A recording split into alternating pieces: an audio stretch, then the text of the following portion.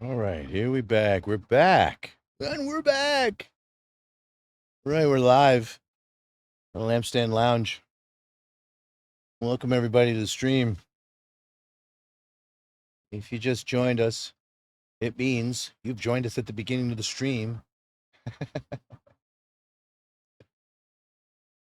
And I'm going to be silly about it. So, I got a lot of green screen pillows around me, and I'm actually laying down. I'm laying down now. I'm not sitting up. I'm in bad shape.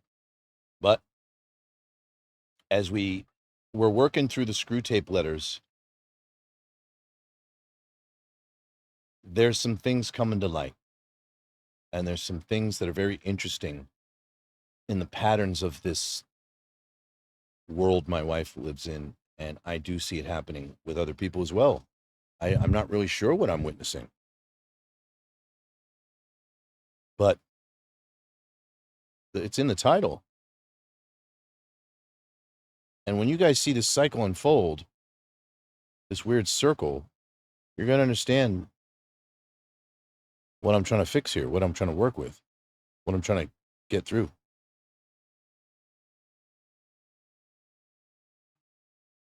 Oh, okay, kitty, come on. My kitty wants to come to me. Come on. Oh, baby. That's right. It's okay. Everything is fine. Your footing? I know your footing. Come on. I know you're worried about your footing. Come to see me. There you go. Ah, come on, sweetie. There you go. She's in a little bit of trouble herself now. Hi, baby. Come on. You want to lay down? You can lay down with Daddy. I'm not too sure what you want. Are you hungry? Did you want to eat? Well, she didn't respond to that the way she normally does. Maybe she just wants attention. And she's a good girl. My baby. But she's getting old.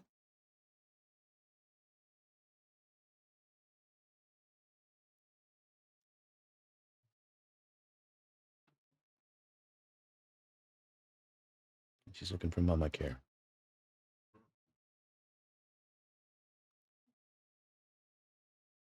Yeah. You'll see me be able to touch my cat's face in ways that other cats don't allow. Right, baby? Wanna go? What's the matter, honey? What's the matter? What's the matter, baby girl? Oh, honey. What's the matter, honey? There you go. Okay. Okay. You want the fan back on? He just said yes. Computer fan on? Yeah, I'll turn it on for a little bit. All right, folks. So here's what's going on. Here's what I want to bring to light. All right, she's going to go. She's not getting what she wants. And I don't know what it is. You want to go back?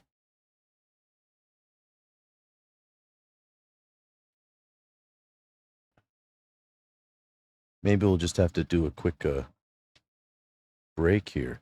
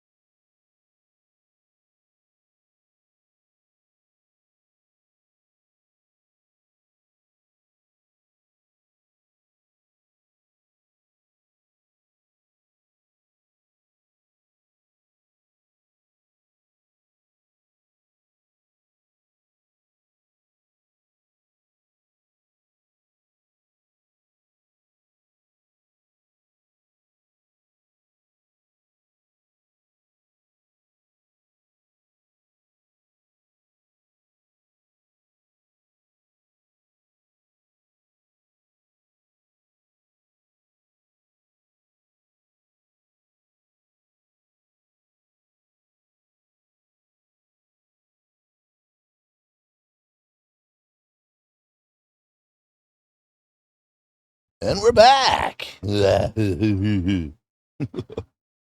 an old bit. I think it's Jimmy Fallon and Ben Affleck on Saturday Night Live. And we're back.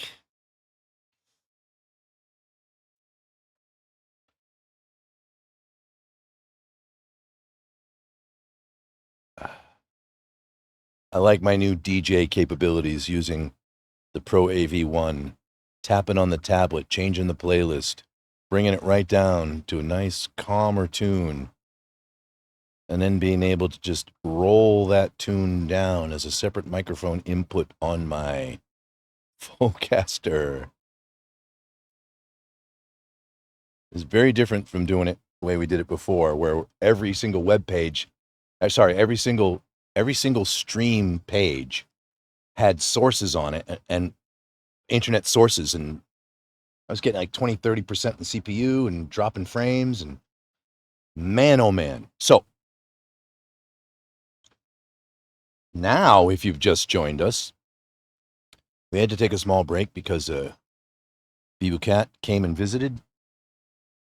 Turns out she just wanted her food, 6 o'clock on the nose, it seems. And I wasn't smart enough to catch on to that when I could have. Oh, look what I just did, everybody. I just did the unthinkable again. While streaming, I misplaced my keyboard. This thing that keeps happening in this house constantly, right? See? I got it. Oh, the camera chased me. This time it chases me. All right, so let's round this back down to the subject matter. I think I had it on this page so you guys could see. That would be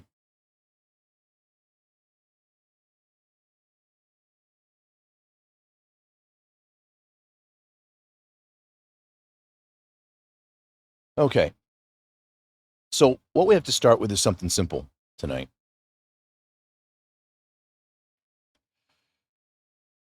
There's this moment in every single conversation, every single one, where a person decides whether they're going to search for truth or protect their ego.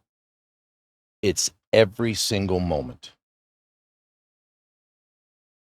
Scripture's pretty serious about us being sober-minded about that.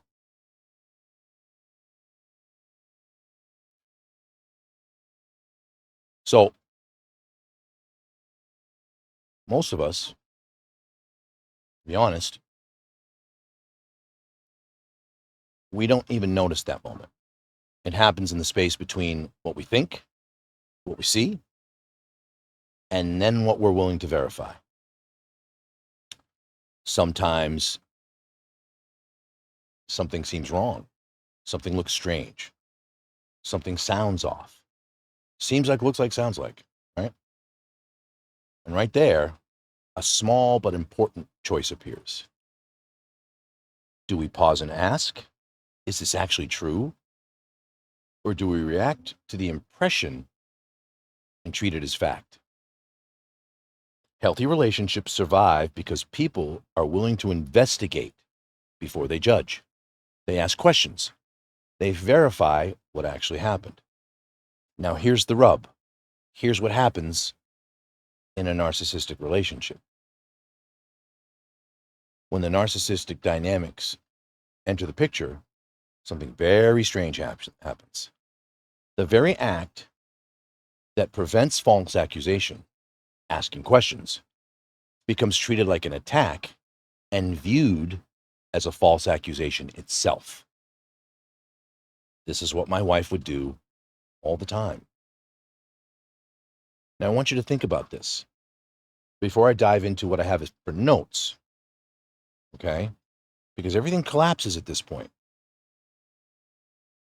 I want you folks to analyze this and ask this of anybody. So, you watch your loved one or spouse do something. Doesn't make a lot of sense to you. It's confusing. You might have questions, right? So what you're doing in that moment is you're not going, hey, you're obviously this thing, I think, right?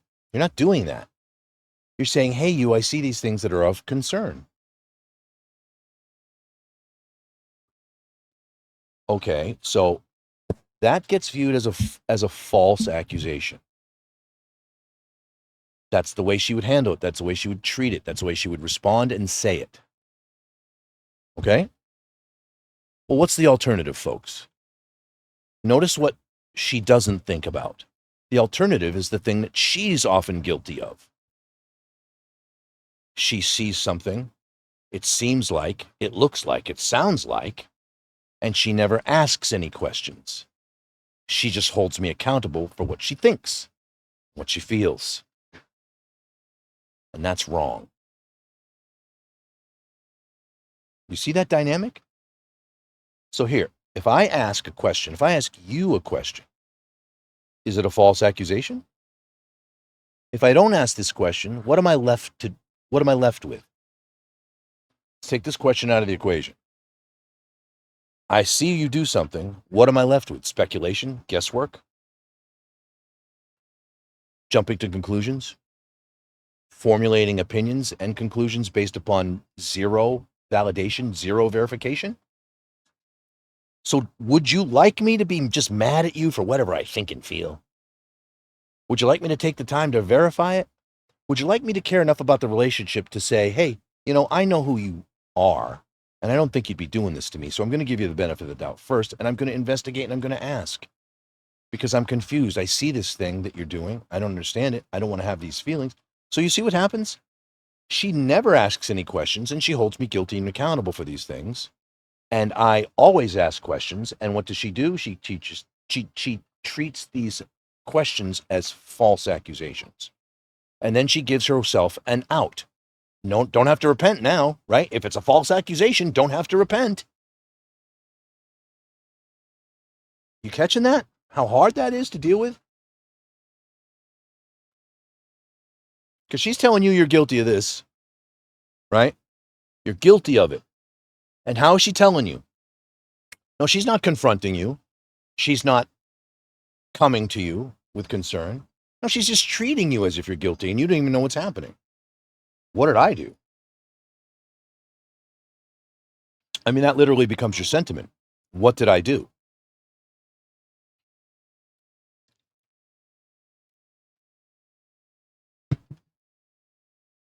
So once this happens,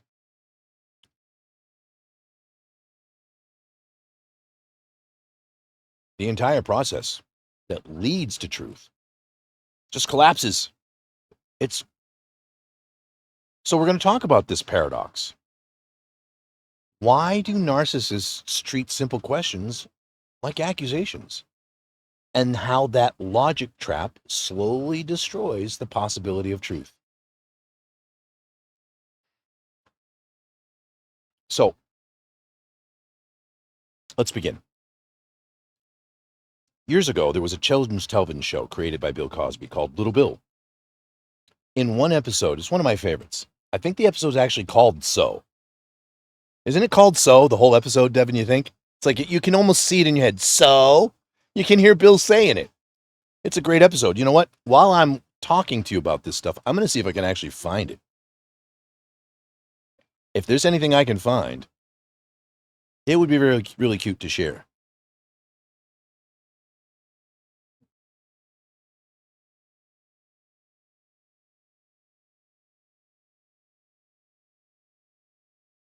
So let's go to videos.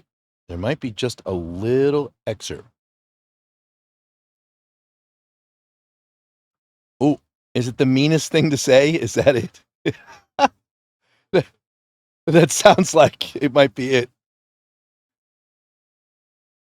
I mean, these are all on YouTube. You can watch them.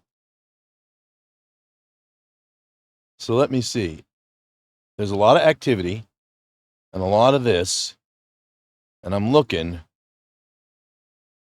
And I'm trying to see. I'm scrobbing for the lesson.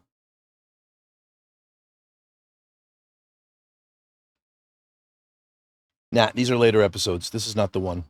Not what I'm looking for. Anyways, so what happens in the episode is Bill's kind of upset. Little Bill's upset. Oh gosh. Kitty just came back. I want my food. Blah, blah, blah, blah. Go to the place, Kitty. Oh no, she has decided to own a zone. You need to put a camera on her. Let's turn that camera on to her, Devin. I'll put it on the dynamic duo, and then I'll bring player 2 up. All right, point it down in her face. What's in the way? The camera itself. Yeah, you won't be able to do it right until you do this.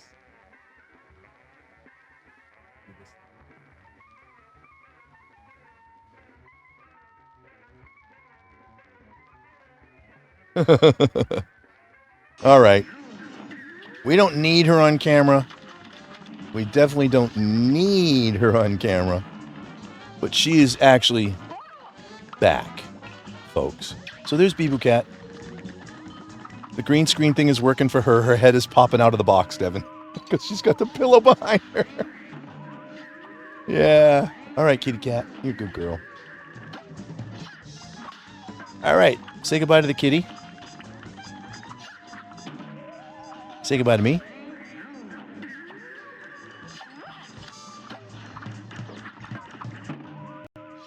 Let's get back to what we're doing. Cutie pie. So, in this show, Little Bill comes home and he's really upset because somebody called him a poopy, cucky doo-doo head. Ridiculous name. So, Little Bill's father listens to him and asks a very simple question. Is it true? Little Bill stops and thinks about it, right? I need a production assistant. So Little Bill stops and thinks about it, right? And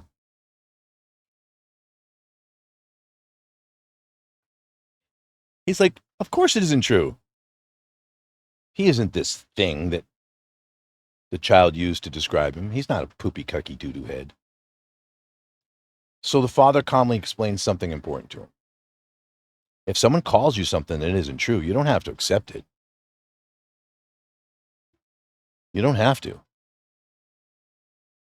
I actually have an episode playing right now, and I want to go back to what I was doing.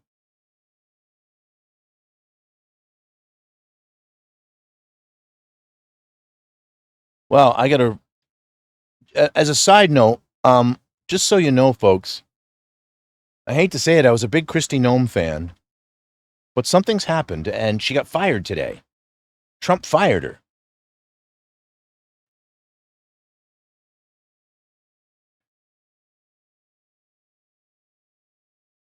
So something's up. I don't know if they're going after her. Yeah, they want her to pay. Something's up. I don't know enough. Sorry about that. It's just, I was a fan of her for a little bit, and, sometimes that happens, People are fallible. I don't know enough about the story. I'm just seeing it pop up on my feed here. So I'm a little bit curious.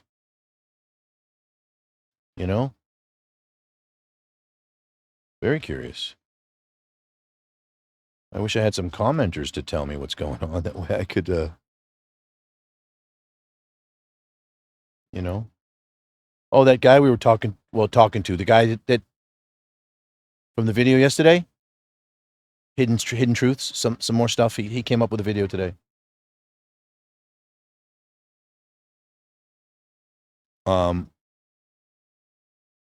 So,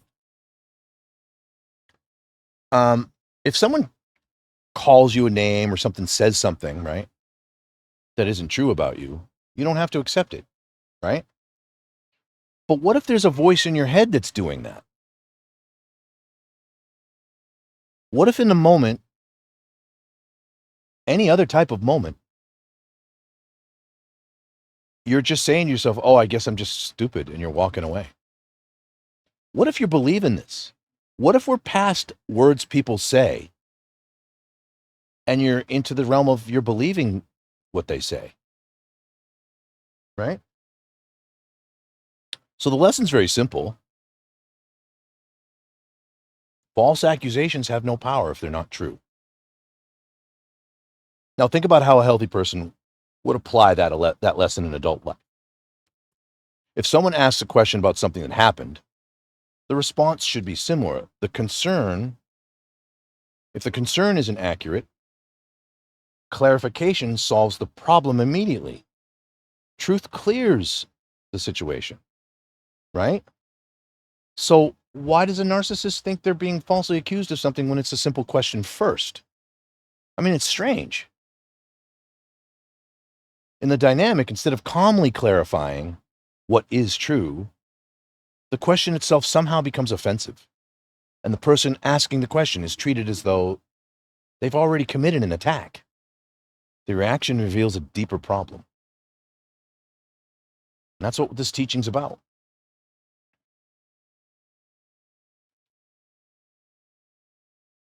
So what we have to observe is that there's a simple rule that governs how human beings arrive at truth. It's not complicated. It's not philosophical.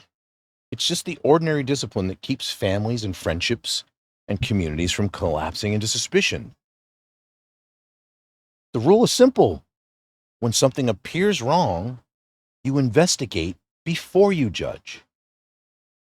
In everyday life, that investigation usually takes a very simple form. A person asks a question. They say, hey, something seems off here.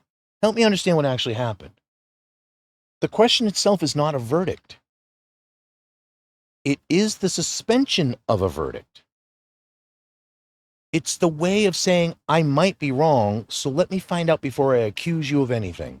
That's what the question actually is. Most people instinctively understand this process. Observation alone isn't knowledge. Impressions are not facts. Something may seem like one thing and turn out to be something entirely different once the missing pieces and the missing information appears. And because of that, healthy relationships rely on a small but essential pause between perception and judgment. That pause is where the questions live. It's the moment where someone asks, quietly and honestly, is this actually true? But when the narcissist dynamic enters the picture, that pause becomes dangerous. That question itself becomes forbidden. When the question's forbidden, then the entire reasoning process collapses. This is the example of so you got several dynamics, right? She's got the rehash word.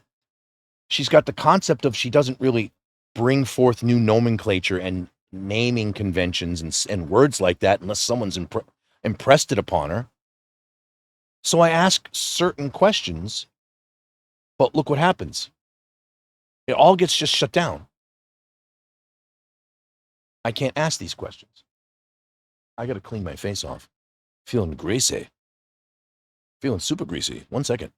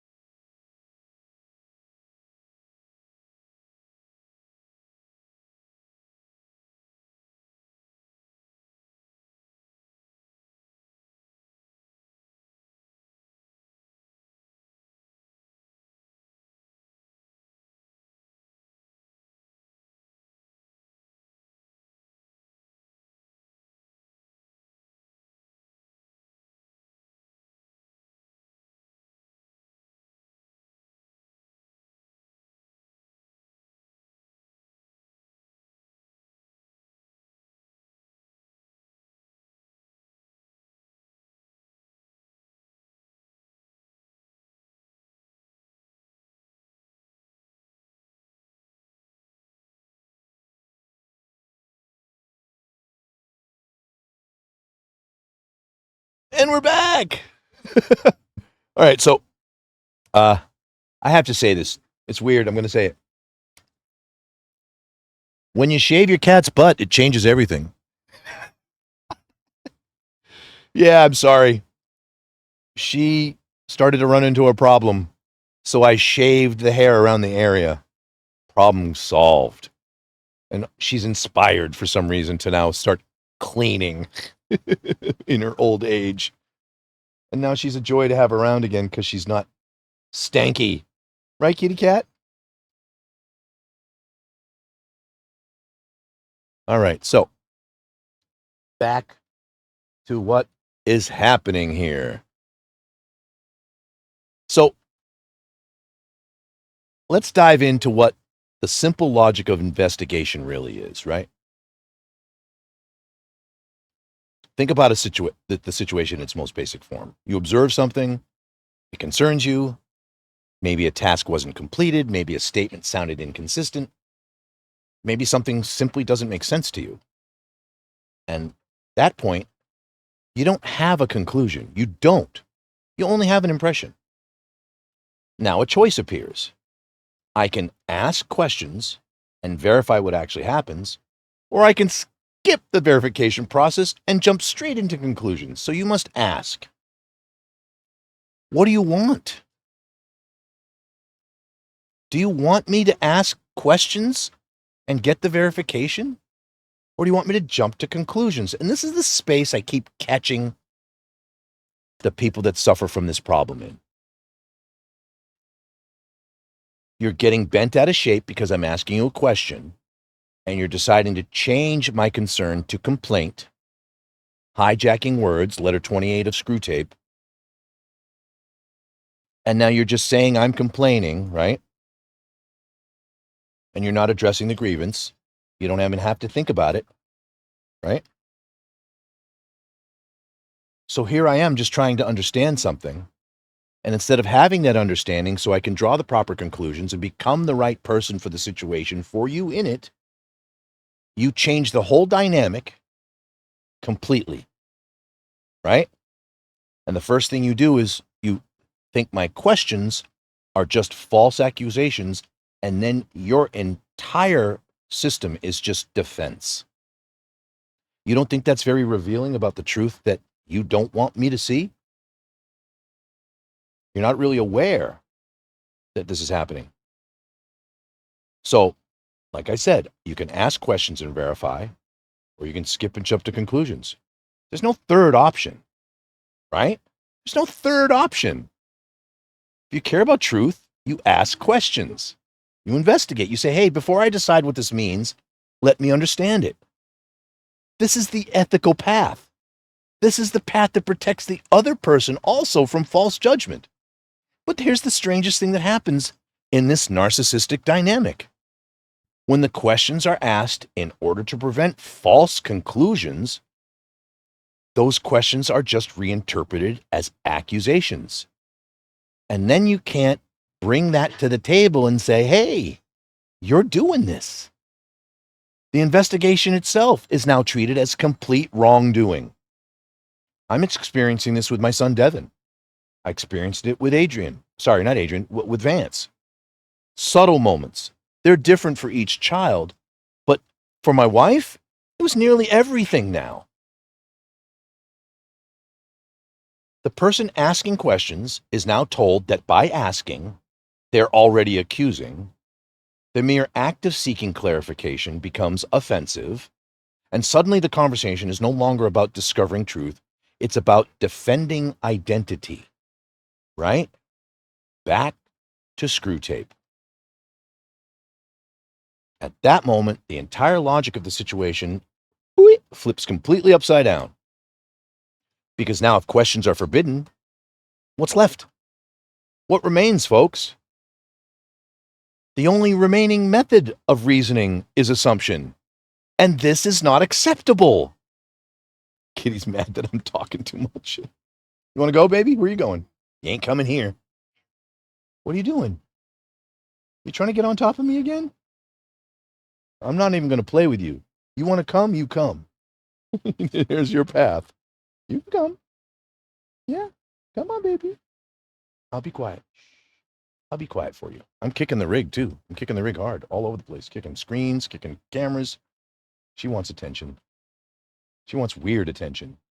She wants rough mama, rub me attention. She's at end of life. Hi, my baby. There you go. Scooch up. Get comfy. There you go. There you go. I'm just being too loud and too disturbed. She wants to rest. That's what it seems like, right? So, like I said, in these moments, this is what doesn't make sense to me with my wife.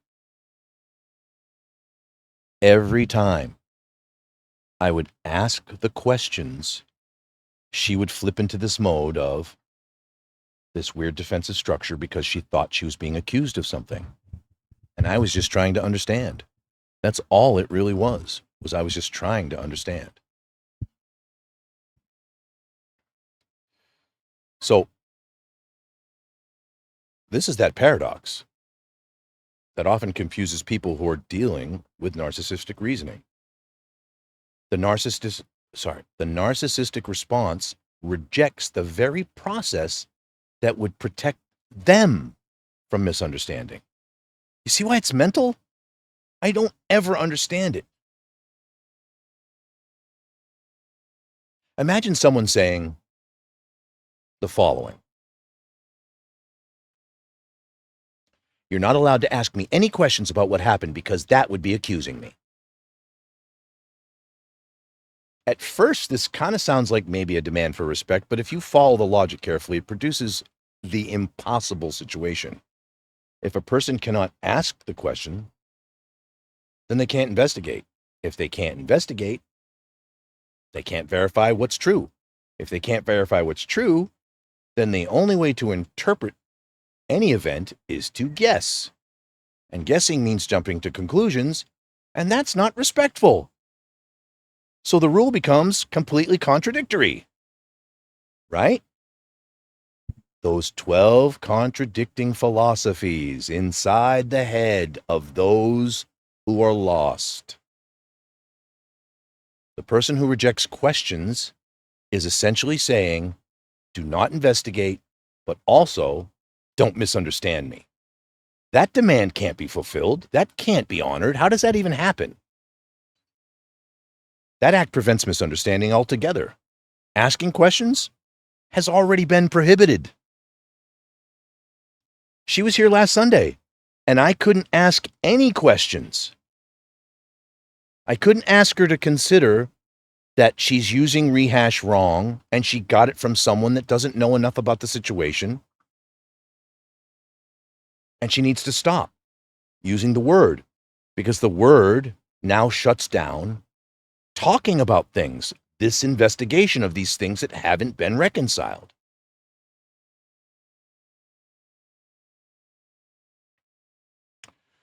So the act altogether, like I said, that prevents misunderstanding is now prohibited.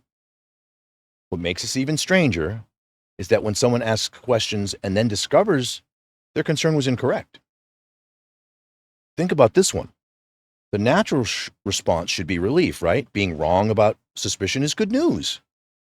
It means the feared problem doesn't actually exist. So within the narcissistic dynamic, even that outcome becomes unacceptable. Imagine this. In the flips, if she suspects me of something and I can bring evidence to the table that proves that her suspicion is, in the wrong place, she's misinterpreted something or hasn't asked the right questions, she's upset because she can't deal with the fact that she was wrong. She doesn't even ask the questions. So you're dealing with someone that won't ask questions to find out if their suspicions are true. They just falsely accuse.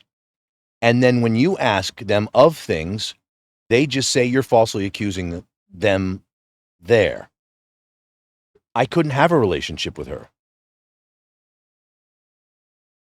The problem is no longer whether the concern was correct in this moment.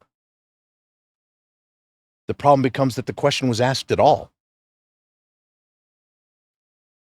In other words, in your relationship, in your marriage, the pursuit of truth itself becomes offensive. That's messed up. So why does this reaction happen? So clinical research on narcissistic personality structures explain this. Now, I'm not my wife's clinician. I have studied quite a bit now for a lot of years because I have been trying to find out how to help her, not how to hurt her. So let's dig in a little bit. Narcissistic psychology organizes itself around the protection of a carefully constructed identity. Researchers such as our good friend Professor Sam Vaknin described this identity as a false self, an idealized version of the person that must remain competent, morally superior, and free of fault. Put up on a pedestal, so to speak. Now, I'm furthering a little bit of the research because I think there are I believe in this concept. But what I think is that there's such a thing as a vulnerable narcissist. A unique, interesting combination of covert and overt. And I might be touching upon this in the realm of my child, where I do agree the false self gets created, but I think it's a series of multiple false selves where this version gets created and it fails. And then all of a sudden, well, this is odd. And so once that version of you gets created, the false self, when that version fails, the person tends to throw that version into the fire, right? So in the realm of the false self, I get it because something has happened and the real you is being told somehow from a voice that you're not good enough, right? And so you create this false self, right?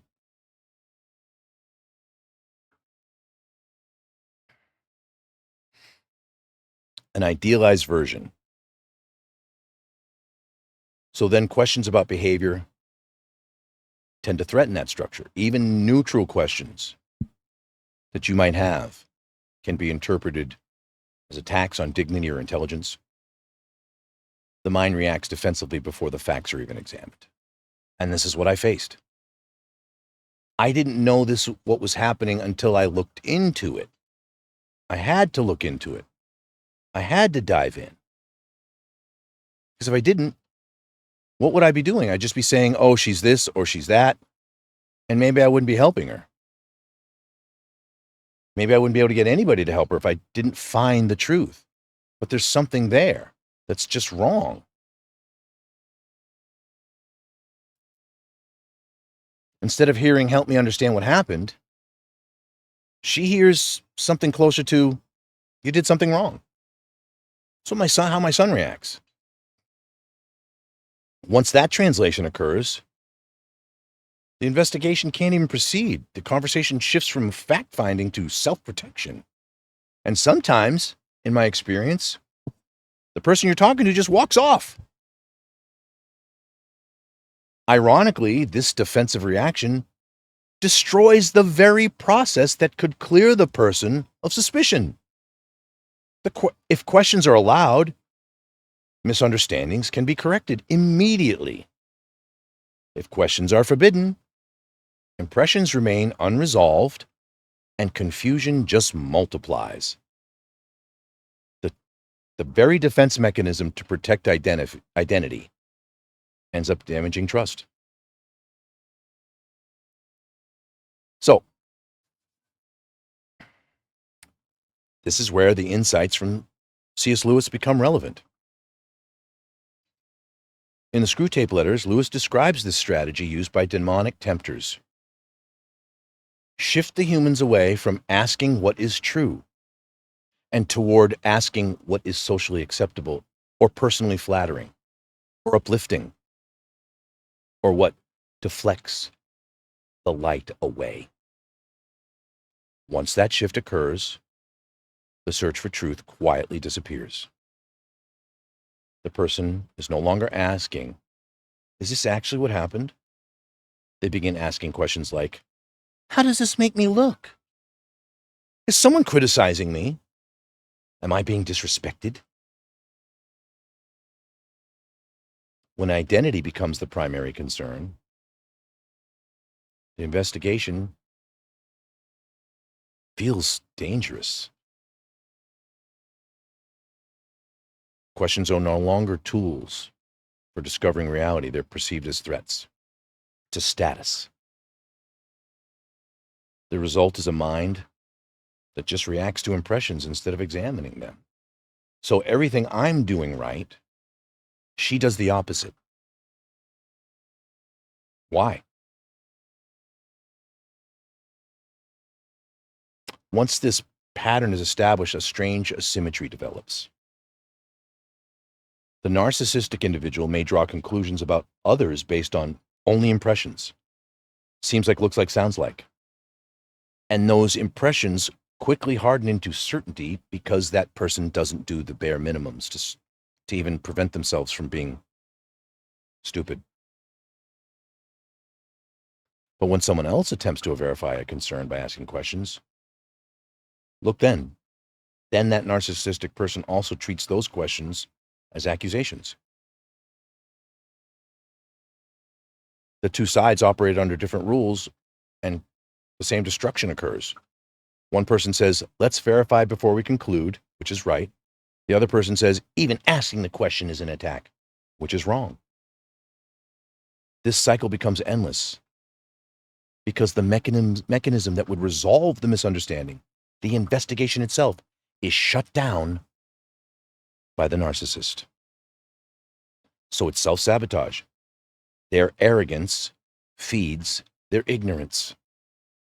And it continues on and on and on.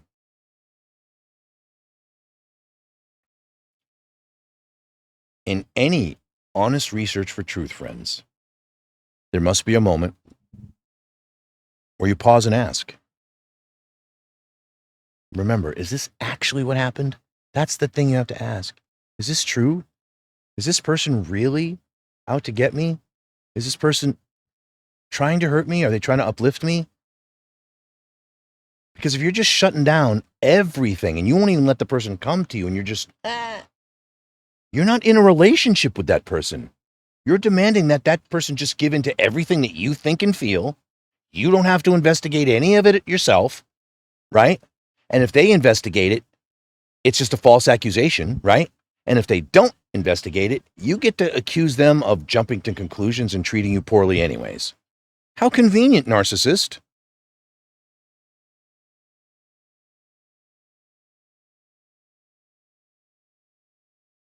You're not supposed to see aggression in these moments. You're supposed to see humility. That's what you'll see if the person actually cares and asks, wow, am I really doing this to you? It's important to know that our first impressions might be incomplete, might be inaccurate. There might be data on the table that hasn't come out yet, circumstances that you're not aware of. There might be information that other people possess that you don't have. So the responsible thing to do is to investigate always before we judge. Prove all things. Prove all things. Biblical. Prove all things. The narcissist won't do this. Their credibility is shot. Look at Ed. Ed won't prove anything. Joel won't prove anything. They just believe her. I don't understand what's happening. We're supposed to investigate before we judge, and when I do it, I get in trouble. When questions are allowed, truth has a chance to emerge. Misunderstandings can be just squashed. Concerns can be resolved. And the entire book of Scripture is about learning how to resolve. But when questions themselves are treated like accusations, the bridge between perception and truth completely disappears. People are left with only two options: silence or assumption. And neither of those can sustain a relationship for very long, right? Neither of those. So the strange thing about the dynamic we've described is that it completely defeats itself. The very act could clear confusion. Just the honest question. It gets rejected as offensive. Simply trying to protect identity? The process of truth. The process that protects truth. The process that protects the relationship is then completely destroyed. It's not being preserved by the narcissist. The very thing that's required. Now, why did this happen to her? How come a narcissist or a person that's stuck in these dynamics can't even be asked these questions? We see what they do. We see it gets perceived as an attack. But why? When it's logical that I'm asking them because I don't want them to be true. They're concerns. If they're not true, great. If they are true, let's work them out. Understanding this paradox is the very beginning of recognizing what's actually happening. Just the tip. And once people start seeing this pattern clearly, they can finally decide whether they want to live in a world governed by impressions or by truth.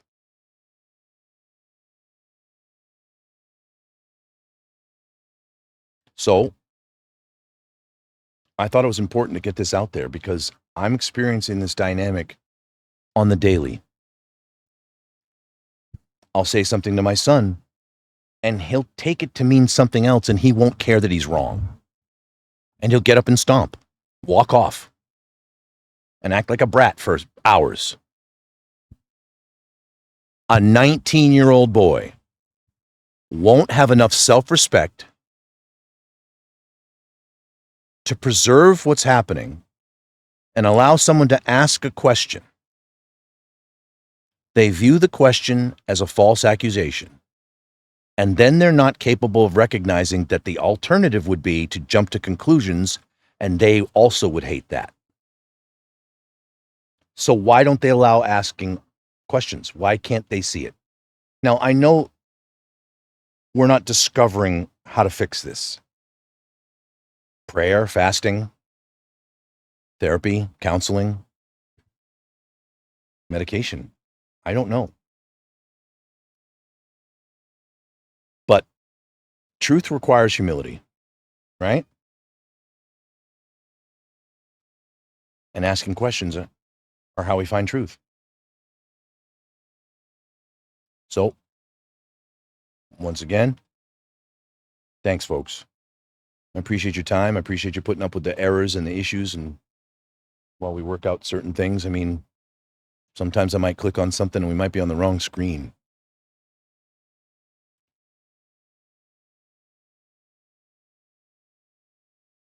I love that girl. I love my sons. But I also love Yah and I love the truth. And if I'm not allowed to ask questions of these people that I love, then the only thing that they're going to ask of me to do is jump to conclusions, assume, second guess, and not be informed. I don't think they want that either. Does that sound like something you'd want? So, if you understand, if you appreciate the message, if you'd like to see more, make a comment. Tell me what you're thinking. Like, share, subscribe. Reach out, send me an email. I mean, I might have comments shut off for most of these because a lot of you are kind of jerks. I hate to say it. A lot of you are just unfeeling, unthinking, uncaring individuals. But this content's not for you.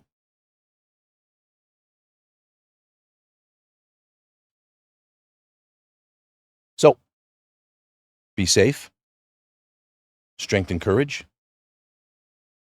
love in Yahushua. Bye for now.